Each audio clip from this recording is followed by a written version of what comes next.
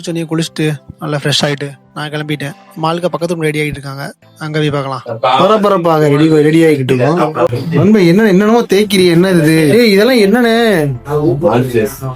இதெல்லாம் யூஸ் பண்ற அளவுக்கு பெரிய ஆகிட்டியா நீ? யூஸ் பண்ணக்கூடாதா கேக்குறேன். அடுத்து இது என்ன?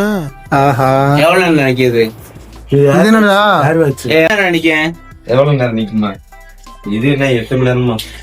ஆனா நிக்கவே இல்லையா? அது ஓ முடிக்கு நிக்காதுன்னு நினைக்கிறேன். இந்த முடி வந்து இவ்வளவு நேரம் பறந்துட்டு கிடந்துச்சு. இதை நிக்க இப்ப நிக்குதா? எக்ஸ்பீரியன்ஸ்டா. எது? Cash transaction date 7/24, experience date 8/24. என்ன சொல்லுங்கடா? ஐயோ, நண்பனை ஏமாத்தி விட்டாங்க. 48 வருஷமா? எத்தனை வருஷம்? 2 வருஷம்டா. 48 நண்பன், 48 4 வருஷம் நண்பன். 4 வருஷமா? 12 நாள்னா என்ன? குறுக்கு இந்த கௌசிக் கொண்டா. A few moments later. எல்லா மாடலும் செட் ஆகாது. நான் தான் சொன்னேன் ப்ரோ, என்னமோ வாங்கிட்டு வந்து அவன் தைக்கிறான், இவனும் தைக்கிறான், இவன் ஏதோ மூஞ்சில தடவுறான். Okay, let's bye Dindigul. ஜாலியாக கிளம்பலான்னு பார்த்தோம் கைஸ், அதுக்குள்ள ஒரு பெரிய சம்பவம் ஆயிடுச்சு. நண்பர்களே பாருங்க, சாவியை காணான்னு ரொம்ப நேரமா தேடிக்கிட்டே இருந்தேன். நான் மனசே உடஞ்சிட்டேன். அப்பா என்னையே சொல்லிட்டாங்க, நான் ரொம்ப மறந்துடுவேன். அதனால கடைசியா பார்த்தா என் நண்பன் பேக்ல எடுத்து ஒளிச்சு வச்சிட்டான். நான் வைக்கல, நண்பன் சத்தியமா சொல்லுங்க. நான் சொல்லுவேன், நான் சாவியை இங்கிட்டுதான் போடுவேன், ஆனா வேலை மணக்கன்னு ஒரு பேக்ல எல்லாம் வச்சிருக்க மாட்டேன். நண்பன் எனக்கு ஒரு நாள் மேல டவுட்டு, நண்பன் சாவி கிடைச்சிருச்சு. அடுத்து எங்கனே போறோம்? நம்ம அடுத்த நேரம்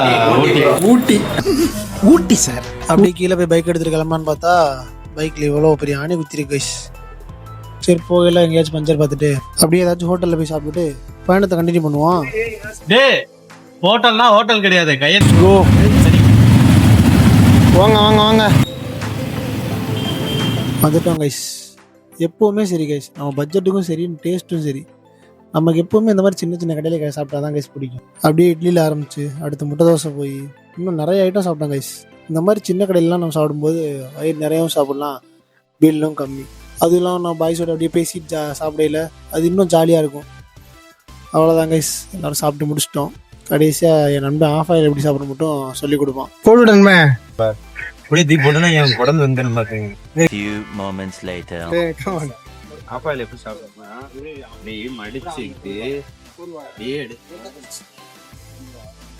ஆஹா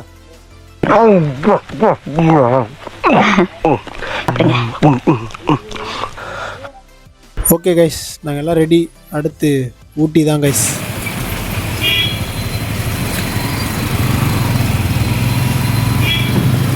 இங்கே பாருங்கள் கைஸ், இந்த வியூவே பாருங்கள் எவ்வளோ அழகாக இருக்குன்னு. ஊட்டி கிட்ட வந்துட்டோம் கைஸ்.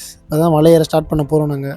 இது என்னோடய ஃபஸ்ட்டு பைக் ட்ரிப் கைஸ். நான் பெருசாக கார்லேயே எங்கள் வெளியெல்லாம் போனதில்லை. ஆனால் இப்போ கார்லேயும் பைக்லேயும் போகிறதுக்கு என்ன டிஃப்ரென்ஸ் இருக்குன்னு நீங்களே பாருங்கள். இப்போ காரில் வந்துருந்தோம் பார்த்தீங்க அப்படின்னா நம்ம நிறைய இடத்த மிஸ் பண்ணிடுவோம். உள்ள யாராச்சும் தூங்கிடுவோம், ஏதாச்சும் பேசி ஏதாச்சும் மிஸ் பண்ணிடுவோம். இப்போ பைக்கில் இருக்கும்போது பாருங்கள், கான்ஸ்டண்ட்டாக ஏதாச்சும் நம்ம எல்லா இடத்துலையும் பார்த்துக்கிட்டே இருப்போம். இல்லை சடனாக நம்ம நிற்கணும்னு தோணுச்சா நம்ம பைக்னால் நம்ம ஓர நிப்பாடி பார்த்துடலாம். ஆனால் காருங்கையில் நம்ம அப்படி நிப்பாட்ட முடியாது. அதுவும் அந்த மலையில் பைக் ஓட்டும் போதெல்லாம் கொஞ்சம் புதுசாக இருந்துச்சு. ஏன்னா நான் இப்போ தான் ஃபஸ்ட்டு பைக் ட்ரிப்பே இப்போ தான் வரேன். அதுவும் மலையில் ஓட்டும்போது கொஞ்சம் புதுசாக தான் இருந்துச்சு. ஆனால் பரவாயில்ல, கொஞ்சம் நல்லா இருந்துச்சு. கொஞ்சம் த்ரில்லிங்காகவும் இருந்துச்சு, கொஞ்சம் நல்லாவும் இருந்துச்சு. ஆனால் அந்த லாரி டிரைவர், பஸ் டிரைவர்லாம் பாராட்டணுங்க. சும்மா ஈஸியாக ஓட்டிட முடியாது.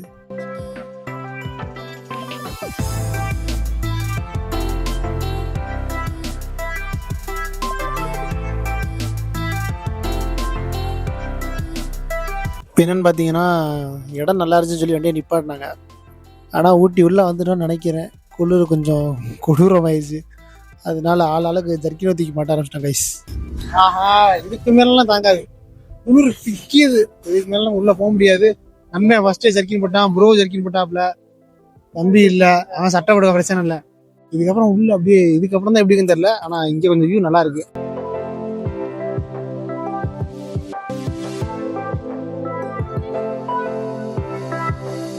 இங்கே பாருங்களேன், வியூ நல்லா இருக்குல்ல. நானும் ஃபஸ்ட்டு குளிர் நல்லா இருக்குன்னு தான் நினச்சேன். ஆனால் அதுக்கு மேலே தாங்கலை, அதான் ஜர்க்கின் தூக்கி மாட்டிட்டேன். ஆனால் இங்கே பாருங்களேன், வெயில் அடிக்க தான் செய்யுது, ஆனால் அப்படியும் குளிருது. இதெல்லாம் பரவாயில்ல, இன்னும் மேலே எவ்வளோ குளிர் காத்துக்குன்னு தெரியலையே. சரி கைஸ், அப்படியே நம்ம இந்த இடத்த பார்த்து என்ஜாய் பண்ணிட்டு மேலே போய் பார்ப்போம் எவ்வளோ குளிருது அப்படின்னு. ஆஹா, இங்கே பாருங்கள் கைஸ், இது வந்து டாய் ட்ரெயினா. இந்த ட்ரெயினில் போனால் நம்ம 2 மாதத்துக்கு முன்னாடியே புக் பண்ணியிருக்கணுமா. இப்படி ஒரு ட்ரெயின் இருக்கிறதே எனக்கு தெரியாது, இங்கே வந்தால் தெரிஞ்சு. ஆனால் உள்ளே நான் வந்து உள்ளே என்ட்ரு ஆகும்போது அதை பார்க்கும்போது நல்லா இருக்குது, கொஞ்சம் புதுசாக இருக்குல்ல அந்த ட்ரெயின்லாம். நெக்ஸ்ட் டைம் வரும்போதுன்னா அந்த ட்ரெயினில் போய் ட்ரை பண்ணுவோம். நீங்களும் மறக்காமல் ட்ரை பண்ண பாருங்கள் எப்படி இருக்குன்னு. ஃபைனலி ஊட்டி வந்துட்டோம் கைஸ். இங்கேருந்து அப்படியே கீழே போனால் எங்கள் ரூம் தான் கைஸ். நான் போய் காட்டுறேன்.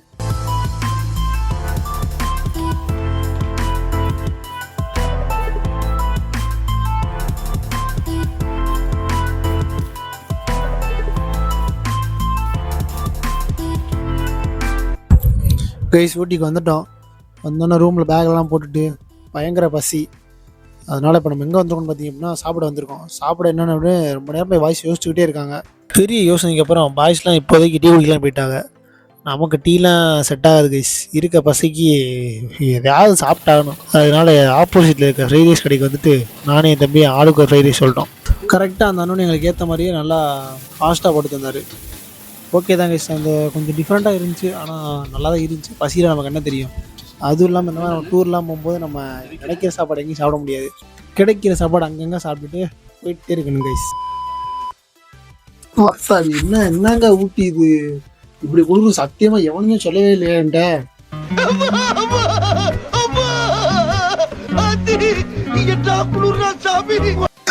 ஏதோ போகலாம் வெளியே வருதான், போய் பாப்போமா எப்படி வருதுன்னு. வெளியே போக ரொம்ப பயமா இருக்கு. வாங்க போவோம். ப்ரோ போக எங்கிட்டு இங்கிட்டு போக தெரியுதா? இங்கிட்டு வாங்க பாய்ஸ், நம்மளும் பாப்போம். குளிர் எங்கள்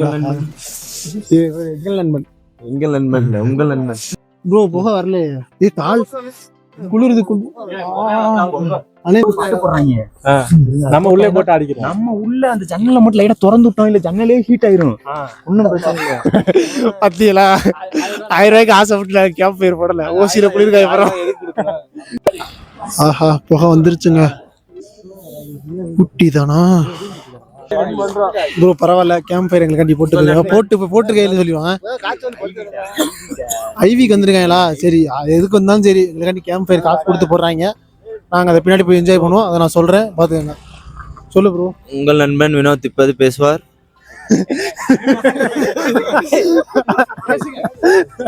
போமா இல்லையா? பாட்டு இங்கேயே ஓடுது, இங்கேயே பாட்டு ஓடுது ப்ரோ. அந்த கேம்ப் போட்ட வேமா கிளம்புனா நாங்கள் போய் ஆடிடுவோம். இப்போ நான் மட்டும் தான் லைட்டாக வெளிச்சமாக தெரியுறேன். என் நண்பன் கொஞ்சம் கருப்பாக தான் இருக்கான். இப்போ பார்த்தீங்கன்னா பெருசாக ஒன்றும் இல்லை கைஸ். சாப்பாடுலாம் பாய்ஸே வாங்கிட்டு வந்துட்டாங்க. ஆனால் ஒரே ஒரு கிரில் மட்டும் சொமாட்டோவில் போட்டுருக்காங்க. அதை தான் பாய்ஸ் வாங்கிட்டு இருக்காங்க. ஆனால் எப்பவும் குளிர் இப்படி தான் இருக்குமா இல்லை கம்மியாக இருக்கு? அன்னைக்கு எப்பவும் இப்படி தான் இருக்குமா? இப்போ பரவாயில்லையா? பரவாயில்லையே, எப்படி இருக்கா? சூப்பர். பார்த்தீங்க அப்படின்னா சொமாட்டோவில் கொடுத்துட்டு போயிட்டாரு. அவர்கிட்ட நாங்கள் கேட்டேன், குளிர் எப்படி இன்னைக்கு அதிகமா இல்லை இதுக்கு முன்னாடி கூட கேட்டேன். மித்த நாளில் வந்து குளிர் வந்து இதோட அதிகமாக இருக்குமா? இப்போதைக்கு வந்து குளிர் வந்து நார்மலா இருக்குமா? ஆனா எங்களால பாருங்க கையெல்லாம் உறையுது. பரவாயில்ல, நமக்காண்டி ஃப்ரீயா 1000 ரூபா கொடுத்து கேம்ப் ஃபயர் போட்டிருக்காங்க. அதை அவங்க போனதுக்கு அப்புறம் நம்ம அப்படியே யூஸ் பண்ணிக்கிறோம். நாங்கள் வாங்கல 1000 ரூபா நாங்கள் மிச்சம். இப்போ நாங்கள் டின்னர் அப்படியே அந்த ஃபயர் போட்டோன்னே உள்ள அப்படியே டெம்பரேச்சர் மாறிடுச்சு. கொஞ்சம் எங்களுக்கு கொஞ்சம் இதாகிடுச்சு. அவங்க போனதுக்கு அப்புறம் நல்லா ஜன்னல்லாம் திறந்து விட்டு அப்புறம் இருக்க நான் காட்டுறேன். சரி, இப்போ நம்ம சாப்பிட போறோம். வெளியே அப்படியே ஃபயர் தெரியுதா? அதான் வேகமா ஆடிட்டு போனாங்கன்னா நல்லா இருக்கும். டக்குன்னு நம்மளும் சரி நம்ம சாப்பிட்டு போ கரெக்டா இருக்கும். அப்படி ஆரம்பிச்சிட்டான்.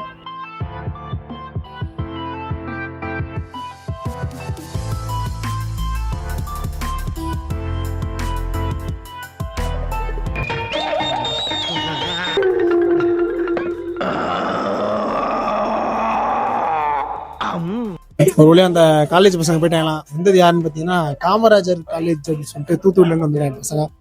நல்ல பசங்க, ஒரு 2-3 பேர் பேசினாங்க. சரி பாய்ஸ், ப்ரோ கேம்ப் ஃபயர் போமா? பாண்டி கேம்ப் ஃபயர் என்னடா?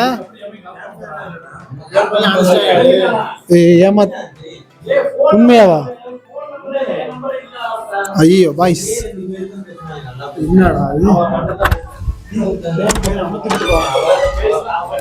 Camp fire அமர்த்திட்டு போயிட்டாங்களாம்ல. ஐயோ, அதை வச்சு நிறைய பிளான் போட்டிருந்தேன். ஆமாங்க. என்னடா கேம்ப் ஃபயர் இருந்ததுக்கான அடையாளமே இல்லாம பண்ணிட்டு போயிட்டாங்க. ஒன்றுமே இல்லைண்ணே, அமர்த்தி போட்டு போயிட்டாங்கண்ணே. இது என்னண்ணே வேலை? இப்போ நம்ம எப்படி என்ஜாய் பண்ணுறது? இல்லை கட்டையும் இல்லை, ஒரு கட்டையும் இல்லை. எப்படிண்ணே என்னண்ணே நல்லா ஆடிக்கிட்டு இருந்தாங்க, தெளிவாக அமர்த்தி போட்டு போயிட்டாங்க. ஒரு 1000 ரூபா மிச்சம் பண்ணலான்னு பார்த்து எவ்வளோ பிளான்லாம் போட்டோம் தெரியும். எல்லாத்தையும் அமர்த்தி போட்டு போயிட்டாங்க அவங்க வாட்டுக்கு. வருத்தத்தோட போகிறோம். ஏன்னே நம்மளால ஏமாத்துறாங்க. ஏனே வச்சா என்ன?